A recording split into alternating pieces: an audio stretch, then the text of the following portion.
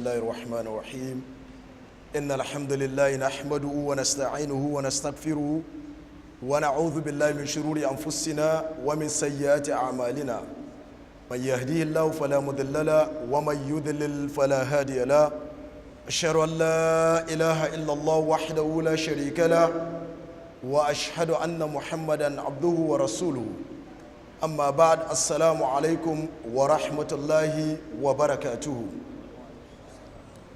dukkanin yabo da godiya sun tabbata ga Allah madaukakin sarki mai kowa mai komai wanda ya sake bamu wannan daman cikin damammakin da yake bamu domin a ci gaba da karatu. Yau malam baya nan, kamar yadda kuka sani idan baya nan yakan turo ni na yi karatu, sai dai ba a cikin al'ahkamu sultaniya ba, mukan yi karatun aƙida da tauhidi. Saboda haka karatunmu na baya mun yi magana game da ma'anan shahada da ya kunshi kana imani ba da shaidawa cewa annabi Muhammad sallallahu alaihi wasallam manzon Allah ne. Muka yi bayani na ababen da suke kunshe da wannan kalmar cewa kana ba da shaidawa da gaske cewa annabi Muhammad sallallahu alaihi wasallam manzon Allah ne. To abin da ya biyo bayan wannan bayanin, kamar yadda Sheikh Uthaymin ya kawo a cikin littafinsa Fiqhul Ibadat, shine alfarqu bainal i'tirafi bil lisani wal qalb. Idan ban manta ba, a wancan lokacin da malam yayi tafiya na ce za mu yi magana akan ma'anan shahada na cewa annabi Muhammad sallallahu alaihi wasallam manzon Allah ne. Sa'annan kuma za mu yi bayani game da bambanci tsakanin faɗin ka furta da harshen ka cewa lallai annabi Muhammad manzon Allah ne sallallahu alaihi wasallam, farkon shahada da ƙarshen shi cewa Allah madaukakin sarki shi kaɗai ya cancanta a bautawa. To yanzu nan muka ce shin akwai bambanci tsakanin furuci da kuma mai aiki, shin idan da kuma kudurta shi a cikin zuci. Don mutum ya ce la ilaha illallahu a can kuma cikin zuciyarsa bai yarda da haka ba, za a hukunta shi a matsayin musulmi? Ko kuma a cikin zuciyarsa ya yarda cewa annabi Muhammad sallallahu alaihi wasallam manzan Allah ne, amma har ya bar duniya ba tare da wani dalilin da ya hana shi ba? A'a, har yau da shi dai a cikin zuciya, kusa akwai yawanci kafirai sun yadda cewa annabi sallallahu alaihi wasallam gaskiya ne, amma ba su furta ba kuma ba su bi shi ba. To shin wannan imanin da kai cewa annabi ɗaya ne daga cikin annabawan da Allah maɗaukakin sarki ya aiko, wannan abin zai iya sa hukunta mutum a matsayin musulmi ko kuma har yau yana nan a matsayinsa na wanda ba musulmi ba? Sa'annan kuma magana na cewa mutum yana wani abin da ya saba ma zahirin shari'a, amma idan aka taɓo shi sai ya ɗauko hadisin Bukhari da Muslim, at-taqwa hahuna. Menene matsayin wannan hadisin? Na sha faɗi na ce wannan hadisin ‘yan boko kenan. Ka gane mutum yana abin da ya saba ma shari'a, amma sai ce maka at-taqwa hahuna. To wanda ya faɗi wannan kalmar yaya kuma rayuwar shi ya kasance? Allah ba mu iko faɗin gaskiya.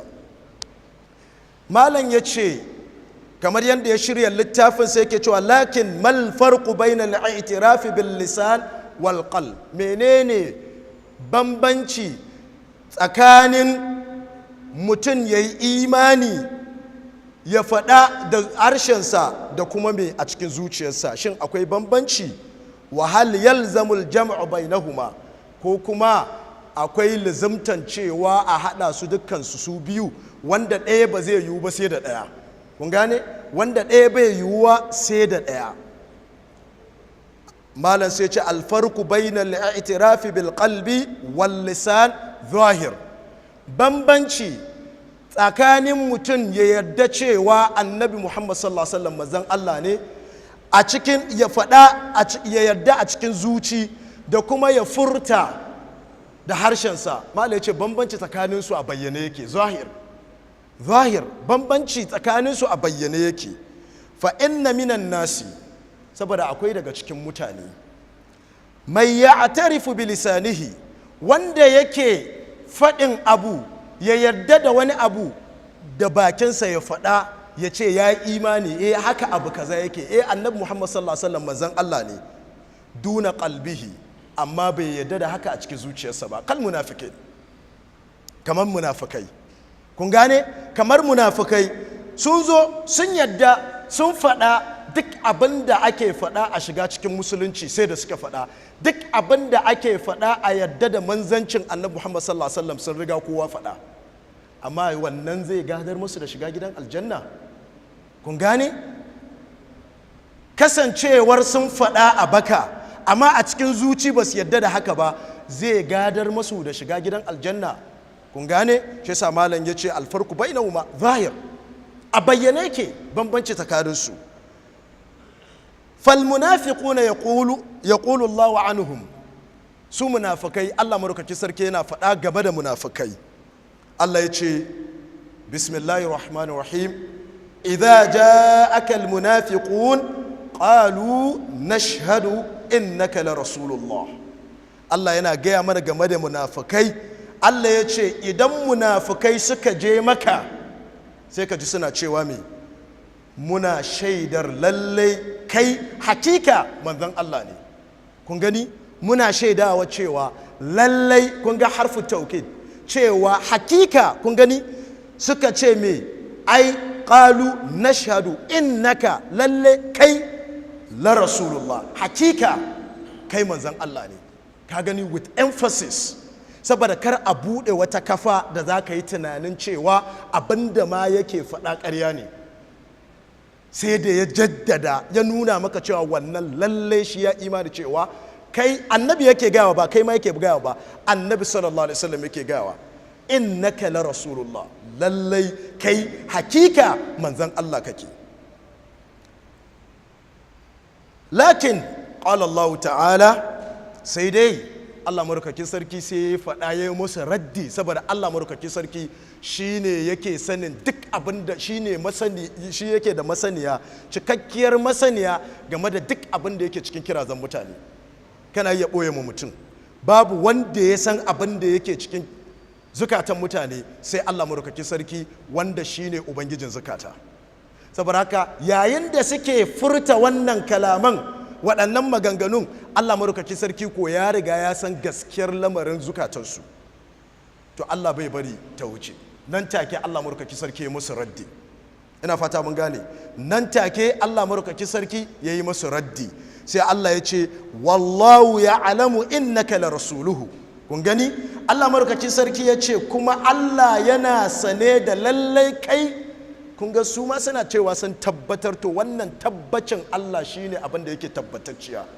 Nasu ƙarya ne, wa qul jaa al-haqq wa zahaqa al-batil innal batila kana zahuqa. Saboda haka nasu ƙarya ne, na Allah ne yake tabbatacciya.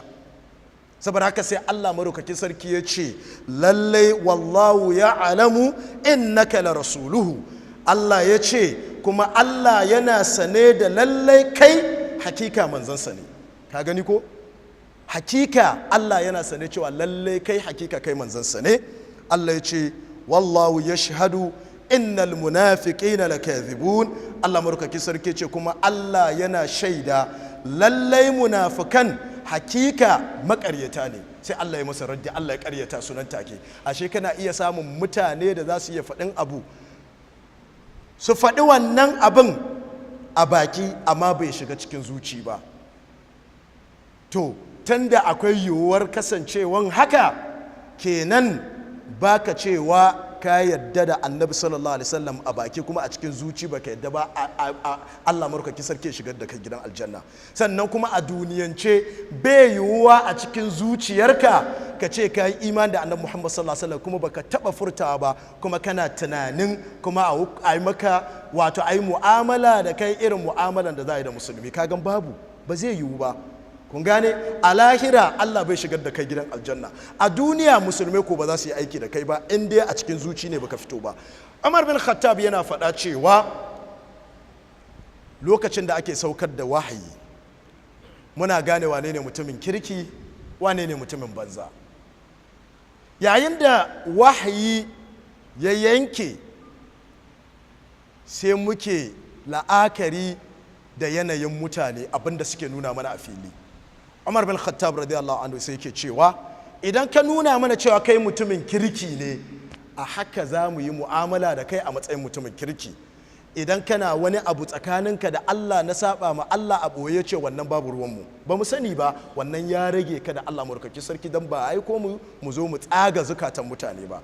Idan kuma a fili ka nuna mana kai mutumin banza ne, a haka za mu yi mu'amala da kai, saboda yanzu aka ba mu da wahayin da zai tantance wanda abin da yake cikin zuciyarsa da abin da yake cikin abin da mutum yake nunawa a waje. Kun gane?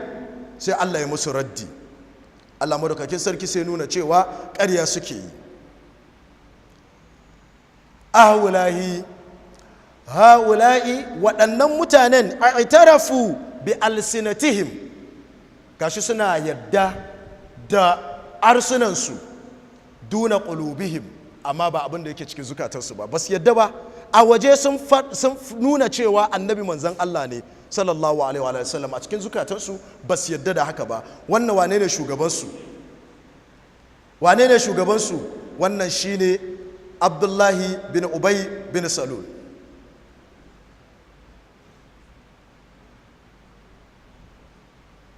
Kun gane? Ubay bin Salul shine shugaban munafikai. Su ne su zo jan annabi sallallahu alaihi wasallam su nuna cewa komai lafiya lau. Kun gane? Abdullah bin Ubay bin Salul wa ashabahu, da shi da mutanensa munafikai da suke garin Madina wannan lokacin. Kun san a garin Makka mutane kala biyu ne, black and white, ko ba haka bane? Da waɗanda suka yi imani da waɗanda suka kafirce ma abinda annabi sallallahu alaihi wasallam ya zo da shi. Da aka zo garin Madina sai al'umma aka samu musulmai kwarai, aka samu munafikai, sannan akwai yahudawa, akwai nasara da suke kewaye, sa'annan kuma ga kafirai masu bauta wa gumaka. Kaga sa ka samu 5 communities, saɓani yadda yake a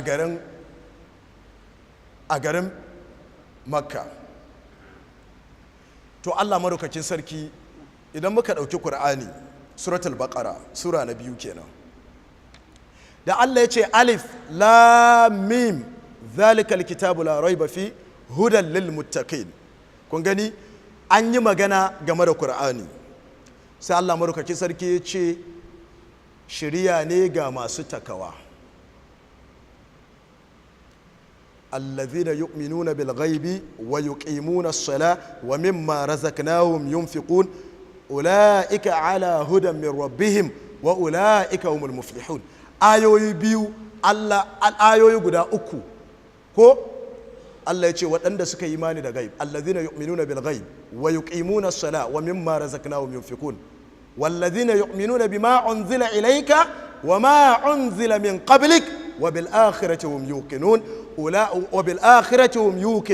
أولئك على هدى من ربهم وأولئك هم المفلحون. آيوي guda uku Allah ya gama mana maganar musulmai mu'minai masu takawa, ba su boyewa, duk inda suke za a san su, ba su boyewa, aikin masu imani suke yi kai tsaye, ba su nan ba su can, suna inda suke ne, ba wai muzabzabina ba. Saboda haka al'amarin su white ne, ba sai ka wahala ba. Kaga ayoyi uku sun wadatar a gaya maka, a ce maka a cikin mushaf wannan shine introduction to Qur'ani fa, cewa Qur'ani tana shiryar da masu takawa, sai aka ce maka masu takawan nan ayoyi guda uku aka gama maganarsu, ba a bukata maka dogon turanci game da su, saboda su farare white imani kawai. Kafirai sai Allah ya ce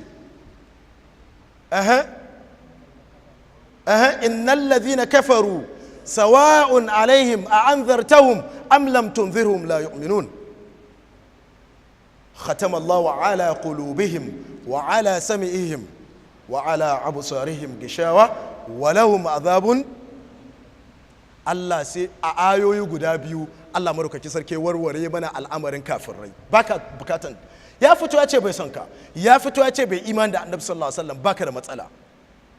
Amma da aka zo kan munafikai, Allah madaukaki sarki sai ya ce daga aya na 9 ko na 8 zuwa aya na 20, wa minan nasi man yaqulu amanna billahi wa bil yawmil akhir wa ma hum bimu'minin yukhadi'una Allah wal ladhina amanu wa ma yakhda'una illa anfusahum wa ma yash'urun fi qulubihim marad wa zadahum Allah marad falahum adhabun alim bima kanu yakdhibun.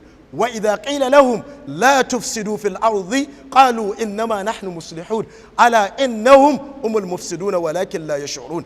وإذا قيل لهم آمنوا كما آمن الناس قالوا أنؤمن كما آمن السفهاء ألا إنهم السفهاء ولكن لا يعلمون. وإذا لقوا الذين آمنوا قالوا آمنا وإذا خلوا إلى شياطينهم قالوا إنا معكم إنما نحن مستهزئون الله يستهزئ بهم ويمدهم في طغيانهم يعمهون أولئك الذين اشتروا الضلالة بالهدى. har zuwa da Allah madaukaki sarki ce au kasayib min as-sama'i fi dhulumat au kama yanda ayan yazo ar karshe bana so mu je ar karshen ne amma ar karshen ayar Allah ya gama yi mana maganar munafikai. Amma kun gani mumunai ayoyi 3, kafirai ayoyi guda 2, waɗannan ayoyi 13 Allah madaukaki sarki yake maganar su saboda suna da wuyan al'amari. Da Allah ya gama gaya mana mutane kashi 3 ne a duniya, da masu imani da kafirai da kuma munafikai, sai Allah ce ya ayyuhan nasu, ayan da ya biyo baya kenan, aya na 21, ya ayyuhan nasu, ya ku mutanen duniya gabaki daya. To kaga yanzu nan an riga an gaya maka mutane kala 3 ne, sai yanzu sai Allah ya jami'in su. Duk abin da ka gani a Qur'ani akwai hikima, ba haka kawai bane. Ai sai da aka yi maganar masu imani suna sama da kowa, aka yi maganar kafirai, aka yi maganar munafikai, yanzu sai Allah ya jami'in su ya ayyuhan nasu. Ku je ku duba cikin suratul baqara.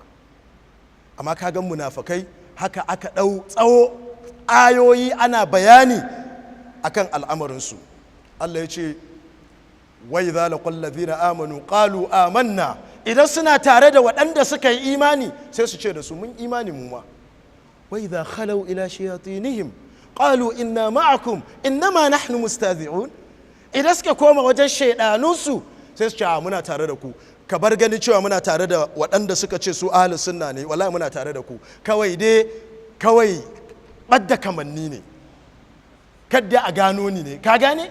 Na nuna cewa ina sunna ne, na nuna cewa ni mai imani ne, mai tauhidi ne, amma na ciki na ciki, ai ban yarda da abin da suke faɗa ba. Ai tashi hankali suke jawo ma mutane su cewa zuwa bi sunna annabi sallallahu alaihi wasallam, kawai dai mun bi su ne kadde mu zama saniyan ware. To haka wa idha khalaw ila shayatinihim qalu inna ma'akum innama nahnu mustahzi'un. Kun gani wannan shine munafikai, al'amarin su yana da wuya. Allah madaukakin sarki ya sake gaya mana a cikin suratul nur sura na 24 game da munafikai har yanzu nan.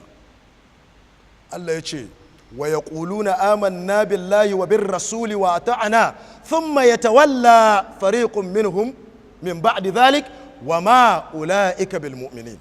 Allah ya kore musu imani. Allah ya ce wa yaquluna amanna, sai su ce sun yi imani da Allah kuma sun imani da manzansa kuma muna biyayya wa ta'ana. Allah ya ce thumma yatawalla fariqun minhum min ba'di dhalik, bayan da suka furta wannan irin maganan sai wasu daga cikinsu min tabi'idiyya, sai wasu daga cikinsu sai suka juya baya. Allah ya ce su kuma ba mumunai bane, Allah ya kore musu imani. Munafikai Allah ya kore musu imani, Allah ya sa mu gane. Sheikh Uthaymin yana cewa wa kad ya'tarifu al-insan bi qalbihi, sannan kuma kana iya samun mutum ya yadda da abu a cikin zuciyarsa, lakin la yantiqu bihi, amma ba za ka same shi ya furta wannan abin da ya imani da shi ba.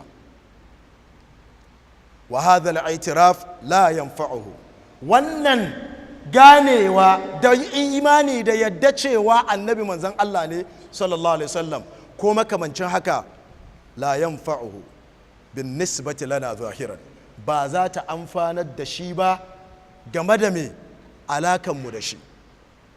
mu abin da muka gani a fili shi za mu yi aiki da shi, abin da yake cikin zuciyarsa ba za ta taba amfanin, me yake nufi cewa ba za ta amfanar da shi ba bin nisbati lana zahiran ba, a bayyane.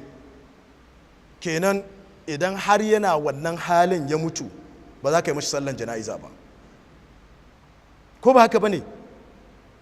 Ba za ka yi mashi sallan jana'iza ba idan yana wannan halin. Duk wani hakki da musulmi yake da shi akan musulmi dan uwansa da annabi sallallahu alaihi wasallam ya faɗa, ba shi da shi akan ka, saboda shi a zahiri bai nuna maka cewa ya imani ba, ko da a cikin zuciyarsa ya yarda cewa Allah ɗaya ne, ya yarda cewa manzan Allah ne sallallahu alaihi wa alihi wasallam. sai mala ya ce amma fi ma bainahu wa bain Allah fal ilmu inda Allah. Kun ji adalci na musulunci. Amma abin da yake tsakanin shi da Allahn shi, ilimin haka mun baiwa Allah madaukakin sarki.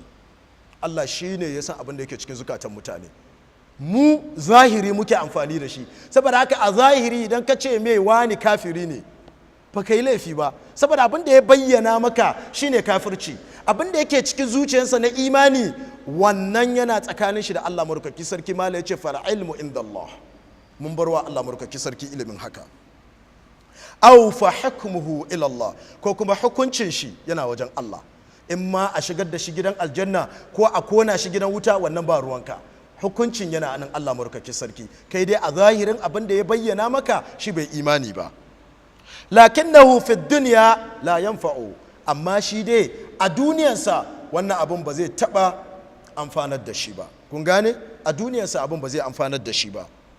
Wala yahkumu bi islamihi ma dama la yantiqu bi lisanihi, kuma ba za mu yi hukunci da musuluncinsa ba, ba za mu ce musulmi bane ma daman bai furta ba cewa shi musulmi bane, ko da ya iman da aka cikin zuciyarsa babu ruwanmu, saboda ba mu san abin da yake cikin zukatan mutane ba. Allahumma illa an yakuna ajizan, ku duba adalcin musulunci, sai dai idan ya kasance he has been incapacitated. Kun gane? Ajizan, ba shi da ikon ya bayyana musuluncinsa shari'a wise. Ajazan hissiyan, physical incapacitation, bai iya magana ba, baya ji, baya iya magana. To yaushe zaka ce dole sai ya ce la ilaha illallah muhammadur rasulullah sallallahu alaihi wasallam kafin ka yarda da musuluncinsa? Kun gane? Ga kurame nan ko babu su waɗanda suke musulmai, waɗanda aka haife su a haka, ka taɓa jin da ya ce la ilaha illallah? ba za ka taɓa ji ba, saboda haka Allah ya yi shi. To ka gani shine malam ya ce Allahumma illa an yakuna ajizan an dhalik, ajazan hissiyan, physical incapacitation. Kaga musulunci akwai adalci cikin musulunci. Wa tammat kalimatu rabbika sidqan wa adlan, wallahi babu wani zalunci. Allah ya ce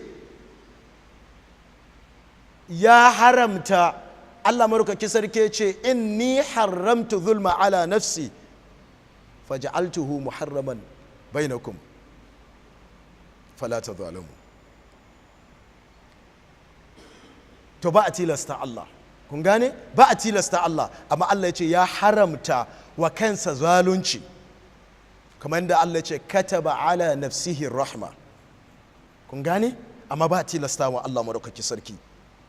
To amma sai gashi cikin mutane zalunci, ba abin da mutane suka sani yau illa a zalunci juna. Sallan juma'a nan mala ya yi magana akan ihsani, kyautatawa, kuma ya yi magana akan shugabanni game da maganar zalunci. Kun gane? Wanda abu ne mai muhimmanci sosai. A wani karatuna na usulu thalatha nake magana cewa duk wanda yake son shugaba ya shiga gidan aljanna. Kun gane?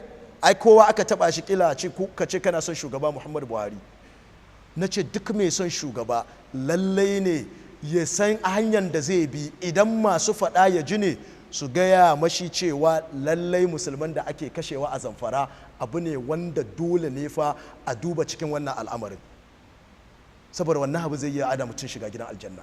Wallahi al'azim, a can nayi magana cewa ran mu'mini yana da tsada. Kun gane? Kuma arwa yau na sake faɗi cewa ana kashe mutane Allah na kyalewa. wallahi wani mutum guda da za a kashe wallahi Allah bai kyalewa sai ku shiga wani bala'in da sai an yi shekara 100 ba ku fita daga cikin wannan bala'in ba akan kawai mutum ɗaya da aka kashe wani makusanci na Allah waliyin Allah. To shi fa ba a account balance maganan yake ba, ana magana ne na walintaka wanda yake tsoron Allah, ko dai mai gadin gidanka ne, ko mai ban ruwa ne a gidanka, ko wanda kake aika ne ya je kasuwa. Babu ruwan Allah, imani shi as certificate din shiga gidan aljanna. Cewa talakawa ake kashewa ba damu ba, wallahi la'azim wani talaka idan aka taba shi bala'in da masu kuɗi da talakawan za su shiga sai an shekara 100 ana so a fita ba za fito ba. Saboda haka kun gani an yi maganan me, ina magana ne cewa musulunci yana ma mutane adalci, kuma a lokacin ma na faɗa cewa babu maganar APC PDP a gaban kotun Allah, babu. Magana ce ta wanda yake karkashin wanda yake mulkansu, wanda Allah zai tambaye ka game da su. Har na yi magana cewa hatta kafirin amana idan ka yadda aka zidda jinin shi Allah sai ya tambaye ka, ba mu'mini ba tukunna, kafirin amana. Kun gane?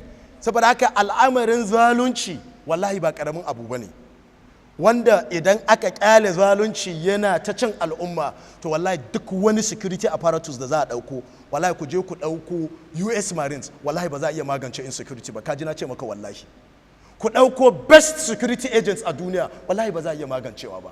Ai maganin insecurity shine adalci da bautawa Allah shi kadai. Wallahi maganin insecurity kenan.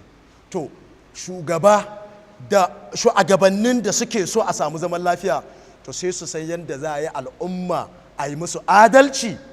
Mai kuɗi ne kai, talaka ne kai, a yi maka adalci gwargwadon ikon da Allah ya ba wa shugaba.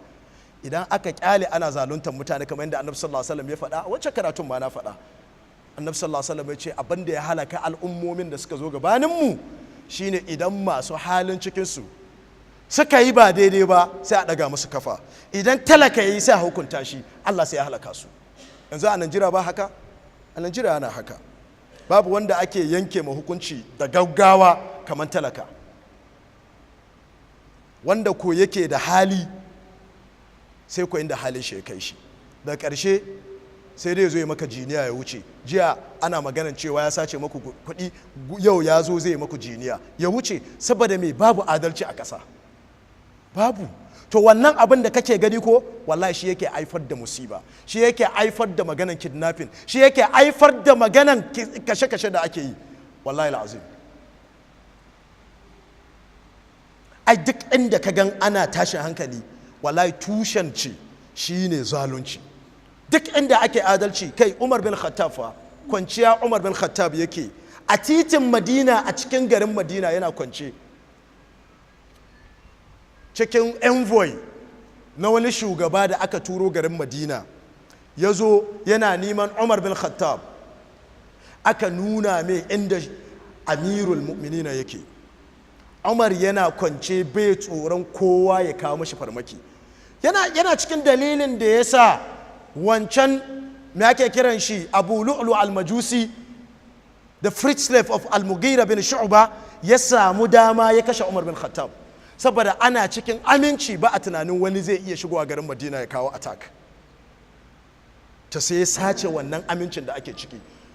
Da ya gan Umar bin Khattab, wannan na farko aka ce yana dubi cikin garin Madina, ya ce wannan garin, ku duba palatial homes da suke da shi a Rome da Constantinople, sannan ku duba garin Madina irin na Annabi Muhammad sallallahu alaihi wasallam, wanda ba duniya aka zo a gina ba, wanda lahira aka zo a nima a duniyar. Da ya shigo ya gan yadda garin Madina yake, ce a wannan garin ake tura sojojin da suke cin yaki, suke yakan duka sojojin duniya. A wannan garin daga nan ake tura sojojin da suke cin nasara. Shock na farko kenan. Sanda ya gan Umar bin Khattab yana kwance babu bodyguard, sai ce adalta, kai adalci. Fa aminta, wannan adalcin da kai sai ka amintu, ka ni'mantu sai ka amintu. Fa ni'mta, saboda haka baka tsoron kowa zai kama kama farmaki, saboda yanzu ka riga kaiwa kowa iya adalcin da za ka yi musu, saboda haka baka tunani. Saboda menene mafhuma nan understanding anan shine idan aka yi adalci shugaba zai yi tafiya ba shi bukatan bulletproof mota idan dai akwai adalci, tare da cewa abubuwa sun lalace. Ko da ka yi adalci wasu suna so su kashe ka, kamar na Umar bin Khattab, amma muna gaya maka tsaron sai ya ragu, wallahi tsaron sai ya ragu. To in kai adalci tsoron me kake ji? Allah marukaki sarki zai kare ka. To amma har yau kansila na tsoron ya fita, chairman na tsoron ya fita, memba na tsoron ya fita, sanata na tsoron ya fita, gwamna na tsoron ya fita, shugaban kasa na tsoron ya fita, hatta ministoci, wazirai suna tsoron su fita, kowa sai da security, saboda kowa gani yake yanzu wannan mukamin da ya samu to ya zama potential target. To me kawo tunanin mutane juya ga haka? Me yasa mutane ma za su yi tunani sun ganka cikin jeep su yi tunanin cewa kai ne matsalarsu, har su yi tunani ya kamata su kashe ka, ko kuma su yi tunani ya kamata su yi kidnapping ɗinka? Me yasa ba kun taɓa wannan tunanin? Ai dalilin juyawan tunani shine zalunci ne yawa, har talaka yake gani duk wanda ya gani da kuɗi yana gani cewa yana cikin wanda suka zalunce shi, saboda aksari waɗanda yake gani a ƙasan da irin arzikin waɗanda suka zalunci mutane ne, in ma ya saci kuɗin gwamnati ko kuma ya yi almandana da arzikin jama'a. Saboda haka shi by default yana ganin ka gani yake kana cikin azzalumai, kuma wallahi kakkace ƙarya yake yi. Zan iya gaya ma cewa 90% na mutanen da ake tunani haka ɗin ne 90%. To inda zalunci yake yawo a gari haka, ta yaya za a samu zaman lafiya? Ta yaya za a yi a samu zaman lafiya? Kun gane? Wallahi dole a yi, dole idan kuna son waɗanda suke shugabanni kuna son su da alkhairi, to wallahi ku daina psychophancy. Na faɗi wannan maganan. Ku daina zuwa shugabannin kungiyoyi, su daina zuwa Asorok ana zuwa kawai saboda a ce shugaba komai ya yi daidai, muna maka addu'a, muna wa mimbari, ana kaza. Wallahi Allah sai ya tambaye su. Ku taimaka ma shugaba, ku gaya mashi abubuwa ba daidai ba ne, a lokacin zai samu daman ya gyara. Amma shi baya ko ina, ko yana ko ina, baya ko ina. Ku da ya kamata ku faɗi gaskiya, son duniya yana ku faɗin gaskiya. Idan kuka ce komai daidai ne, shi ko a daidan ku zai yi aiki. Wannan ba uzuri bane wajen Allah shi ma, saboda an bashi littafin da malai yake karantarwa nan na me ahkamu sultaniya, an ba shugaba dama shi ma ya samu apparatus na cekin cewa lallai abubuwa na tafiya yadda ya kamata. Ba wai zama za ka yi ba, saboda aksari kai ga tunaninka na kana so a samu ci gaba, wasu kuma da suke zagaye da kai suna so a dawo baya. To saboda haka ne ya kamata duk wanda ka sa ya wakilce ka a wani waje, dole kuma ka samu wani check and balance da za ka yi mai karatu. Malaya mana a cikin ahkamu sultaniya anan. In ba haka ba za taɓa samun zaman lafiya ba, wallahi la'azim.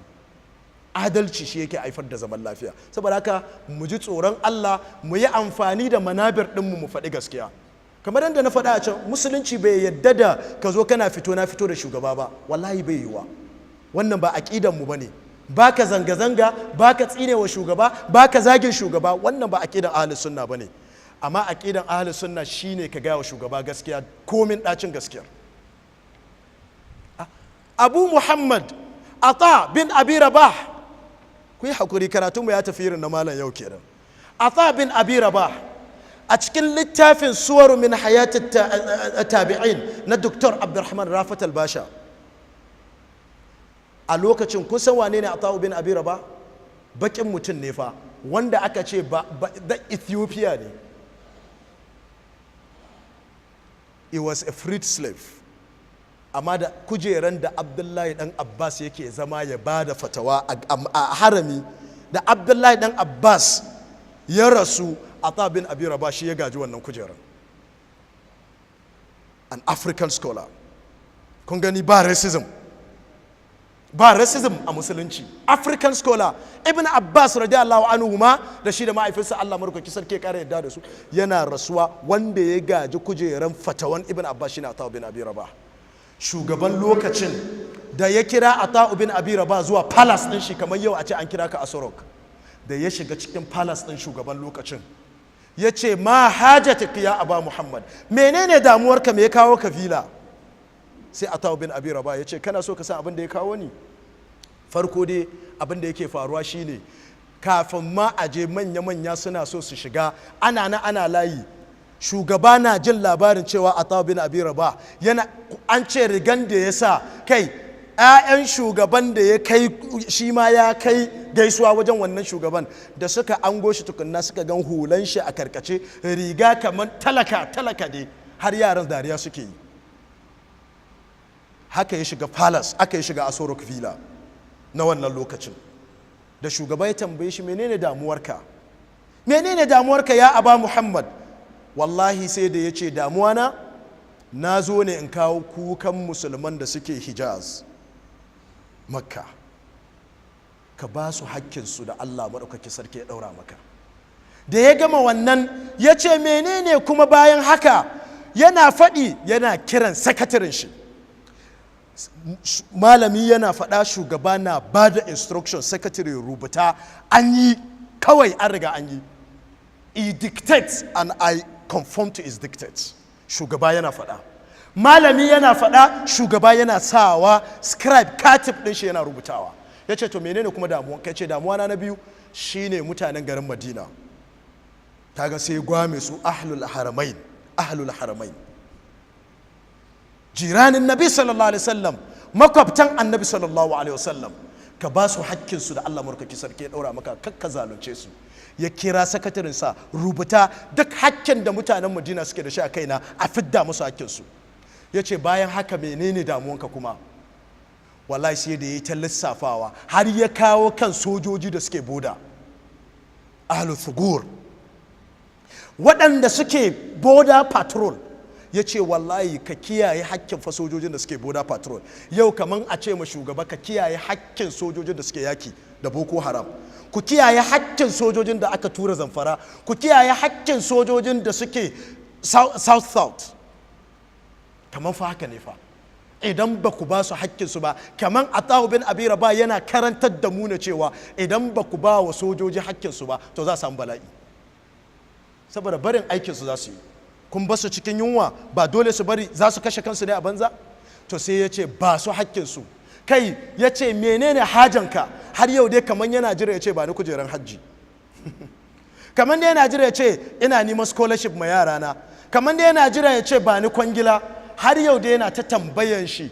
Aba Muhammad ya ce damuwa na gaba shine ahlu zimma,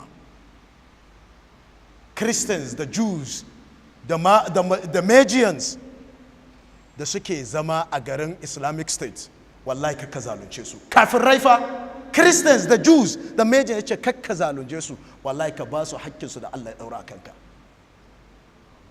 Muna maganan tabi'i fa kenan fa, muna maganan tabi'i wanda ya ido da sahaba annabi Muhammad sallallahu alaihi wasallam, wanda annabi sallallahu alaihi wasallam ya tabbatar da cewa a cikin hadisin Imran bin Husayn da Abdullahi dan Mas'ud a cikin Bukhari, annabi sallallahu alaihi wasallam ya tabbatar cewa waɗannan mutanen su ne mafi alkhairin alƙaryu. To yana cikinsu Ata'u bin Abi Rabah. Kun gani da sarki ya gama daga ƙarshe ce menene damuwanka? Ka yi exhausting damuwan al'umma, kai menene damuwanka? Sai ya ce kana so? To last abin da zan gaya maka, ittaqillah fi nafsik, ka ji tsoron Allah a cikin kanka. Wallahi ka ji tsoron Allah. Malami yana magana, shugaba yana sauraro. Yau ka gaya mini yawanci yanzu nan kafin ka je ka faɗa yana tunanin already ka riga ka karba kuɗi a hannun wasu, already ka riga ka sauda kara ilimin da Allah ya baka. Allah ya kiyashe mu, Allah ya tabbatar da mu akan gaskiya. Already shi ya riga ya san baka da gaskiya, shi ya riga ya san kawai kana hawan mimbari ne amma baka da gaskiya, ya riga ya san kuɗin da kai sama faɗi da su, ya riga ya san wannan. Da wani bakin magana za ka yi mashi magana, za ka faɗa amma ba zai ji ka ba, maganarka ba zai yi tasiri ba don komai ba, kai ɗin ne yake kallo ba maganarka ba. To amma a wancan lokacin yana kallon wanda yake masa magana, ya tabbatar cewa wannan ba son duniya bane ya kawo shi falas din shi, maganan Allah ne, maganan manzansa ne, maganan al'umma annabi Muhammad sallallahu alaihi wasallam. Kun gane? ya ce ka ji tsoron Allah ittaqillah fi nafsik wa alam, ka sani cewa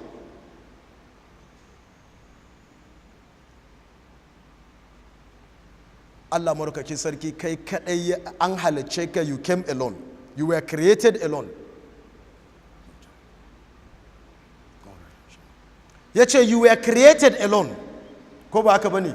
You were created alone.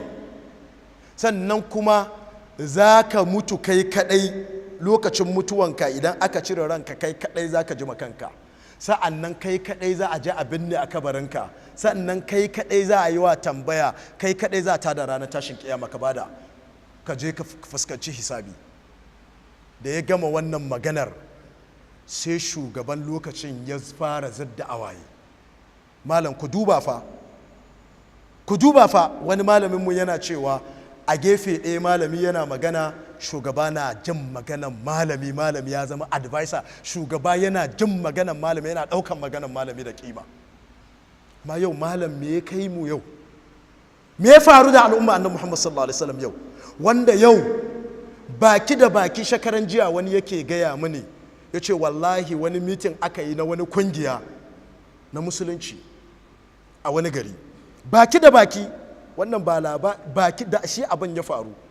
Ya ce mun wani da ya tashi a cikin mitin din yake faɗin yadda abubuwa suka lalace, yake gaya ma shugabannin kungiya gaskiyan al'amari. Ya ce wallahi da aka gama magana, ya ce shugaban kungiyan wannan state din ya ja shi gefe, wanda aka yi ma wannan magana shi da bakinsa yake gaya ma wannan magana shekaran jiya. Ce ya ja shi gefe yake cewa ka ga maganar da wannan yaron ya faɗa yanzu nan, wallahi babu ƙarya ciki, shi da hakikanin gaskiyan al'amari. Amma ya ce ka ga abin bakin ciki, in ban da shi dukkanmu nan cikin kungiyar nan da muke awa mimbari, ya ce wallahi babu ɗaya daga cikinmu da ya sayawa mimbari ya faɗi wannan magana da yaron na ya faɗa yanzu nan. Wallahi la'azim shekaran jiya baki da baki wani yake gaya mu wannan. Ya ce wallahi shugaban nan yana gaya mashi cewa wallahi babu ɗaya daga cikinmu da ya sayawa mimbari ya irin wannan maganan da wannan bawan Allah ya faɗa yanzu nan. Saboda mun sanya hannunmu abubuwa da yawa da ba za mu iya maganan nan ba. Malam talauci bai kashe mutum, wallahi sai kwananka ya ƙare. Talauci bai kashe mutum. Ku daina jin tsoron talauci kuna danna maganan Allah saboda shugabanni su yarda da ku. Ku daina. Al'umma suna jin jiki game da haka, saboda wallahi da malamai sun tsaya inda aka tsayar da su, wasu fa ban ce duka malamai ba, saboda su ba wanda ma kila suke da dama su faɗa ba a bari sai a ji a lalata su. Wayanda suke so su taci da gwamnati su kullum dai su samu kusanci da gwamnati, kusancin nan a'a me ke damun al'umma annabi Muhammad sallallahu alaihi wasallam babu. Menene ajandan malamai da suka hawo mimbari suka ce a zabi shugaban kasa? Na taba faɗin wannan magana shekara 2 da suka wuce. Na ce idan malamai za su yi amfani da manabir su yi magana akan a zabi wani, to kuma aka zalika malaman nan su zauna dukkaninsu su isu su zo su fitar da ajanda mai suke so a yi ma musulman Najeriya. Businessman da ya ba da presidential candidate ko gubernatorial candidate ya ba shi biliyan 1, haka kawai ya ba shi biliyan 1, ba so yake in ya zama shugaban kasa a daga mai kafa wasu policies su yi favoring business din shi ba ne? Kai ka taba ganin businessman da ya fitar da biliyan 2 ya yi contributing to campaign na governor ko na shugaban kasa haka kawai saboda yana so ya shiga aljanna? Saboda in ka samu mulki ka ba shi dama, ko dai ya ce ga wayanda za ka ba minista, ko kuma ka zo da wasu policies da za su yi favoring business din shi. To ku kuma malamai wasu policies kuke so a zo da zai favorin al'umma ba ku ba, wanda ba sai ba kujera haji ba, wanda ba kwangila ba, wanda ba kaza ba. Wane irin ajanda ne ku kuma da kuka ci a zaɓi shugaba? Wane irin ajanda ku kuma kuka tsara ma shugaba na al'umma annabi Muhammad sallallahu alaihi wasallam ba naku ba? In aka ce ba laifi bane kun faɗa saboda ra'ayi ne, to kuma menene ajanda a jero mana? Kun gane kamar yadda 'yan kan suke da ajanda. Ku jera a jera irin menene malamai ku kuka fi kowa sanin abin da yake damun al'umma na Muhammad sallallahu alaihi wasallam, ku kuka fi kowa sanin wani irin matsala musulmai da musulunci ke ciki. Sai ku yi list, sai ku zo da matsalolin al'umma annabi Muhammad sallallahu alaihi wasallam ku ajiye, shine ba ganin fawa ɗinku. To mu za mu au mimbari a zaɓe ka ko to amma idan ka samu mulkin nan mu kuma za mu zo da ajandan musulunci gashi na sa hannu ta yanzu nan ka sa hannu mu ma mu sa hannu idan kawo kujera ka ci congratulation da za mu yi maka muka zo Aso Villa za mu zo maka da kofi din nan mu tuna maka cewa ga abinmu nan babu ɗaya daga cikinmu da yake son kwangila al'umma annabi ga abubuwa nan a fitar da policies na riba musulmai ba za su iya ba ga maganan insurance ga maganan pension ga maganan duka policies da za a fitar da sai ka same su da riba bala'i ne duk wanda yake hulda da riba yana cikin bala'i duniya da lahira to wanda irin abbasa malamai suke yi da za a ce yau mu musulmai a ba mu option pension kudin pension irin businesses da ake yi da shi wasu abin da yasa ba sa so su yi kenan wasu businesses ake yi biriwiri ko wane ne a baka dama ka cike form kai baka yadda ai kaza da kudinka ba sai a ware kudin masu son tsarki a cikin arzikinsu wannan abin bai yiwuwa sai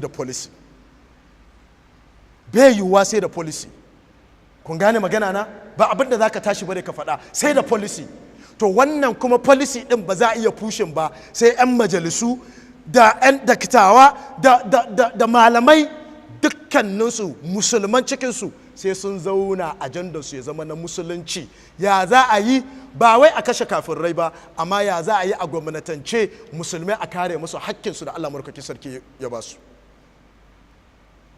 kun gane wannan shine fikira wannan shine ya kamata malamai su ringa faɗi idan suka ce a zaɓuwa ne amma yau ina tabbatar maka ba lallai ba ne amma yau ƙila wani ajanda ne yanzu na aka jera ga abin da muke so na policies wanda idan aka samu aka ajiye wannan policies din nan da shekara 100 musulmai ba su da wannan matsalan kuma saboda an riga an shigar da shi cikin constitution tunda da ita ake aiki a Najeriya ba nan ina muke aka hana ku ajiye gemu saboda za ku shiga force ina muke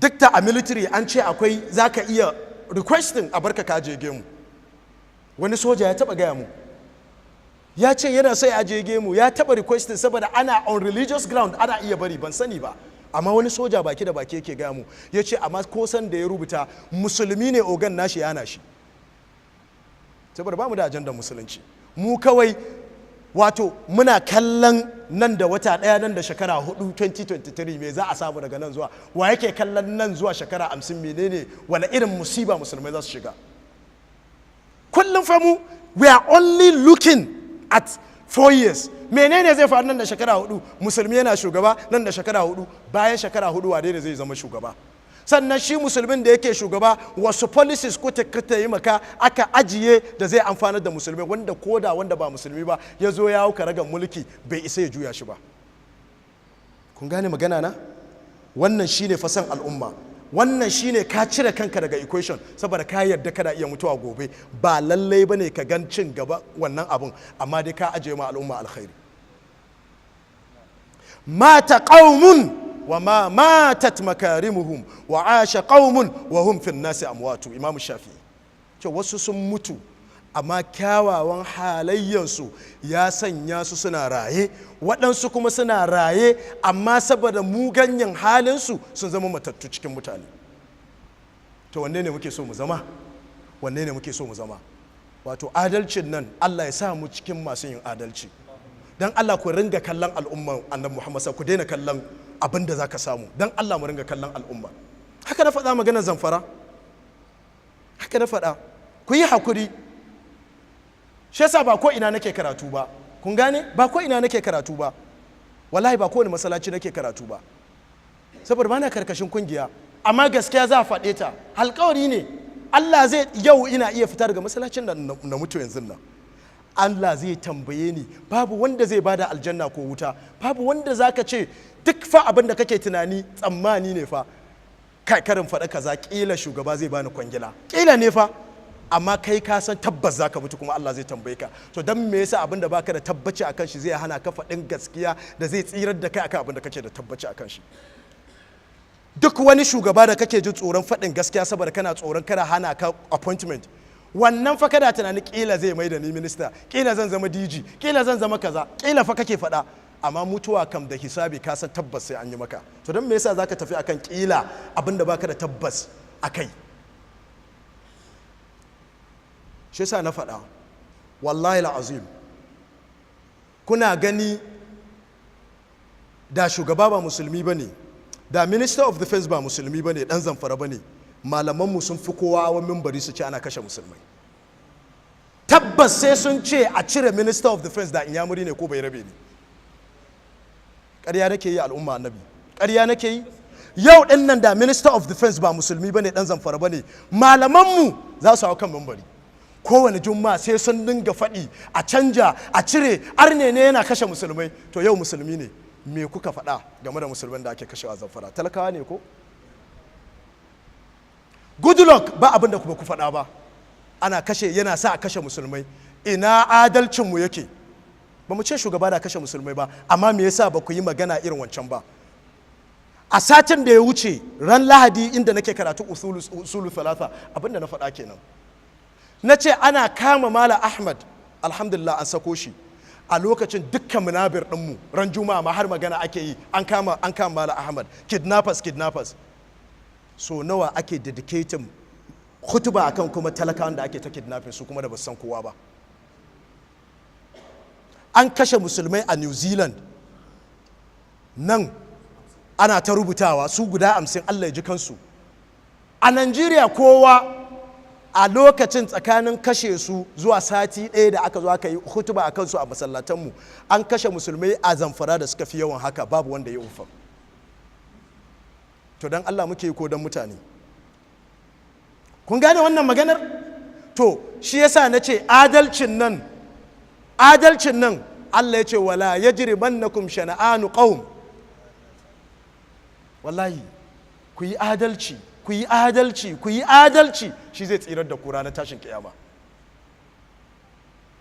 Yau malamai su ma su fito su yi magana, wallahi da za su je ana magana yanda haba malam mun manta ne? Ku duba yanda ake ta magana kan Goodluck fa ana kashe musulmi a arewa. Ku duba yanda ake ta magana ana da Yejirika, chief of army staff. Amma yau dukkan mu tsit ba a sa yi wannan magana min bari kada a ce kana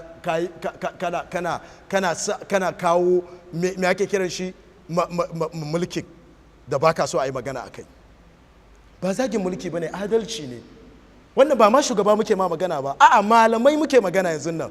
Mimbarin da kuke awa kuka yi ta magana, kamar da na faɗa, da yau za a ce a canja minista, da yau za ka ji an ce minista kaza saboda ba musulmi bane ana ta kashe musulmai ba komai. To yau musulmi ne. Mu ji tsoron Allah fa, wallahi shugaba ba shi da gidan aljanna, ba shi da wuta. Wallahi ka taimaka mashi ya taimaka maka. Dukkaninmu talakawa ne gaban Allah madaukakin sarki, sai dai waɗanda Allah ya ɗaukaka ya jarabce su da mulki dole kuma ka yi mashi biyayya, amma bai hana faɗin gaskiya. Daga ƙarshe da Atawu bin Abi Rabah ya bar gidan shugaba, yana fita sai aka biyo shi da ƙisa, kun sani leda shine brown envelope of today. Ku je karanta suwarun min hayatit tabi'in. Aka biyo shi da leda, sarki ya aiki wani daga cikin palace, aka biyo shi da leda. Ya ce menene wannan? Aka ce shugaba ne ya ce a baka. Ya ce a maida mashi, ban zo ba ne saboda ya bani wani abu, in ajriya illallah, wallahi sakamako na yana wajen Allah. Ya bar shugaba, ya bar Asorok Villa ko ruwa bai sha ba. Wallahi aka Atawu bin Abi Rabah aka ce ko ruwa bai sha ba, haka ya zo ya gaya ma shugaba abin da ya kamata ya gaya ma shugaba, haka ya tafi. Kai kana gani gobe shugaban ya gan wannan ba zai saurari maganar shi ba? To dole fa a samu koda malami guda ɗaya ne wanda zai iya faɗa a ji shi, wanda zai yadda da talauci kuma bai tsoron mutuwa. Dole a same shi, Allah zai biya shi. Amma kana tsoron talauci ba ka iya faɗin magana. Duk wanda yake tsoron talauci bai iya faɗin gaskiya. To dole mu samu malamin da zai yi saboda al'umma, ya fita daga arkan tsoron talauci, bai kashe mutum sai kwanan shi ya ƙare. Annabi sallallahu alaihi wasallam aka yi rayu. Annabi ba mai kuɗi bane, wadatan zuci. Ba taɓa kwana uku a jere a rayuwar Annabi sallallahu alaihi wasallam tun manzancinsa har ya bar duniya an ci abinci a jere kwana uku ba. Yau muna 3 square meal. Dan yau baka da 1000, gobe baka da shi, jibi baka da shi, ba abin da zai sa ka mutu sai kwanakinka sun ƙare. to muna neman malamai don Allah waɗanda za su yadda da talauci kuma ba za su ji tsoron mutuwan ba. Shi gaskiya tana jawo ma mutum haka, kun gani? Amma ya samu ya faɗi wannan gaskiya saboda al'umma su kubuta. Allah ji kamalan Jafar, kullum sai na faɗa, Allah ji kamalan Albani sun yadda su zauna cikin talauci da suke, sun yadda a rayuwarsu su sadaukar da rayuwarsu ba don komai ba saboda al'umma su tsira. Allah ya biya su da gidan aljanna. Irin wa'azozin da malam Jafar da malam Albani suka yi akan Boko Haram a wannan lokacin, malam Allah kaɗai san mutane nawa ne Allah ya kufitar da su daga irin wannan tunanin Boko Haram sanadiyan wa'azin malam Jafar da wa'azin malam Albani. Sun faɗa sun san za a iya kashe su, amma mutane ƙila sun fi miliyan 10 da Allah ya ganar da su sanadiyar sauraron malam Jafar da malam daga ƙarshe. Amma al'umma har yau har gobe mutane na saurara waɗannan karatuttuka suna canja musu tunaninsu. Mun gane? Saboda haka dan Allah al'umma mu roki Allah ya azurta mu da malaman da za su iya faɗin gaskiya. Mu roki Allah ya azurta mu da shugabannin da za su yi mana adalci. Mu rokan wa shugabanninmu addu'a tsakaninmu da Allah. Na faɗa ko kai ɗan APC ne, ko kai ɗan PDP ne, ko kana son General Muhammadu Buhari ko baka son shi, a matsayinka na musulmi ahli sunna ya zama wajibi ka rokan masa Allah ya bashi sa'a. Wannan shine aqidar mu. Amma kuma wannan bai kore faɗin gaskiya, saboda wannan gaskiyar idan baka faɗa ba abin da yake cinye mutanen Zamfara sai ya cika. Wallahi lazim sai ya cika. Sai ya cika. Al'umma na cikin tashin hankali. Kai ka sani in za ka tafi Kaduna in baka bi tren ba, in mota ka bi daga farko har ƙarshe kursi kake karantawa, to cikin kwanciyar hankali kake kenan? In gaskiya za mu gaya maka, cikin kwanciyar hankali kake? Duk wanda ya ce ƙarya nake yi shi ma ya tafi kar ya roki Allah zai bi hanyar Kaduna gobe. Duk wanda ya ce ƙarya nake yi ya tashi gobe ya bi hanyar Kaduna, kar ya yi ko nafila ɗaya, kar ya yi bismillah ya hawa hanya. In dai ƙarya nake yi, ka shiga tiren mana. Ministoci su wane ne duk suna tiren tare da kai, ko ba haka ba ne? Me yasa ba za a bi titi ba? Kuma waɗannan sai su ce maka kakka faɗa cewa akwai insecurity, amma sun san akwai. To mun ce ana ƙoƙari, amma a jaddada ƙoƙarin da ake yi saboda rai guda ɗaya. Kuna gani mutum ɗaya fa za a kashe a wani ƙasa fa, ɗan American fa, wallahi sai ka ga shugaban ƙasar America sai ya yi magana da shugaban ƙasar garin. Yanzu ana holding ɗan American hostage a wani country, sai Donald Trump sai ya buga ma shugaban ƙasar country ɗin magana, ko kuma sai ka ga ambassador ɗin sai ya yi ta layazin a kan ɗan ƙasarsu da aka yi kidnapping fa. To kai an kashe ka a ƙasanka kamar ba kashe kowa ba. Yau da aka kashe malam Jafar shekara nawa? Ka ji magana? Da kai ko kai babba ne, saboda zaluncin da muke ciki, malamai ba su tsira ba, masu kuɗin ba su tsira ba, masu mulkin ba su tsira ba. A Najeriyance dai in an kashe ka an kashe banza, sai dai lahira. Saboda da an fara bincike da an gano wani ne yasa a kashe ka, an rufe kes, sai dai ranar tashin kiyama. Waye isa ya ce mana ba san waye suka kashe malam Jafar ba? Waye isa ya ce mana ba san waye suka kashe malam Albani ba? Waye isa ya ce mana ba san waye kashe Bola Ige ba misali? Kaga na dauko maka malamai, na dauko maka wanda yake cikin mulki, amma ka sake jin magana? A Nigeria police sun za su yi aiki, wallahi sun yi aiki. Kaji na ce maka wallahi. An set aka kwace mana a mota, ina tuki ni da dan uwana yana gefe, mun sauke glass da dare, aka kwace an set a hannunsa. Ina wucewa gaba na gan police, motan police a fake, na yi parking. Suna cewa me yasa kai faki akan titi? Na ce wannan ba shine damuwanku ba, yanzu aka yi mana sata ga abin da ya kamata ku yi. Ina gaya musu malam ba minti 10 ba muka buga wannan wayan, police sun riga sun je sun condoning area cikin dare karfe 10 dare wajen airport junction na Jabi. A cikin duhun nan har sun kama yaron da ya yi satan nan. a cikin duhun nan wallahi minti 10 mun dawo gida kenan suka ce mu zo life camp police station. Wallahi idan aka kyale su yi aiki ko ina tabbatar maka sun yi aiki, amma suna aiki da an zo sai a ce maka cire baki a wannan maganar, shikenan magana ya kare. Wannan ba shi bane zalunci ba, wannan shine zalunci. To Allah madaukakin sarki ya azabta mu da shugaban da za su yi mana adalci. Allah madaukakin sarki ya sa mu cikin mabiyan annabi sallallahu alaihi wasallam da mu faɗi gaskiya komin ɗacinta. Allah ya sa muna cikin waɗanda za su rabauta duniya da lahira. Allah ya azurta mu ya ana mu talauci, tunda shine abin tsoro ko ake to roka daga wajen Allah. Tsoron talauci ne ko to roka daga wajen Allah. Allah ya azurta mu, ya Allah ka sa mu jira kowa kafin mu samu abin da za mu ce. Ya Allah ka azurta mu daga cikin taskar arzikinka. Ya Allah ka sa mu zama masu wadatan zuci. Ya Allah madaukakin sarki ka sa sautin mu ya zama sautin sunna. Ya Allah ka sa mu zama jagoran sunna annabi sallallahu alaihi wasallam. Ya Allah ka azurta mu da tsoronka ba tsoron waninka ba. Allah ka azurta mu da dogaro gare ka ba dogaro ga waninka ba. Ya Allah ka kawo mana mafita cikin bala'in da muke ciki. Ya Allah ka taimaka ma shugaba Muhammadu Buhari, wannan sabon lalan da zai yi lallai ya canja wasu mutane. Hausawa sun ce kyan tafiya waiwai ba zai yi kana tafiya straight ka ce komai normal ba, ka juya wanda yake dama. Kana tafiya farkon tafiya wani zo dama na, wani zo aguna, wani kana gaba gare ni, wani kana baya gare ni, saboda na karance ku. Kai za ka iya tsayawa gaba na ringa kallon ka. Wanda yake bayana na yarda da shi ba zai stabin ɗina ba. Wanda na sa hannun dama na san zai tare mu abin da yake daga dama. Wanda na sa a hagu na san zai tare mu. Amma farkon tafiya kenan. Wannan shine zatonka. Ana cikin tafiya sai ka gane wanda yake dama bai kamata ma a sa shi a dama ba, saboda an samu kuskure sai ka ajiye shi, saboda wannan ba kai suke karewa ba, al'umma ne.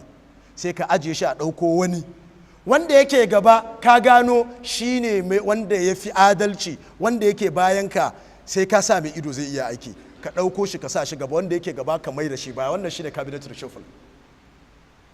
Kun gane magana na? Lallai shugaba bai tunani ya saci kuɗi, bai tunani ya gina gida a London, amma akwai wayan da kila suke tare da shi suna so su samu gida a kowane country. To ka gan dole ka gane irin wannan tunaninku ba ɗaya bane, ashe aikinka ba zai yiwu ba kenan, saboda kana aiki tare da wayan da tunaninku ba ɗaya bane. To dole ne shugaba cikin adalcin da zai yi, dole ne ya samu mutanen da suke da irin tunanin taimakawa al'umma. Allah barkaki sarki ya gafarta mana. Abinda muka faɗa muka yi daidai Allah ya ba mu ladan shi, wajen da muka kuskure Allah barkaki sarki ya gafarta mana. Subhanakallahumma bihamdik ashhadu an la ilaha illa anta astaghfiruka wa atubu ilaik.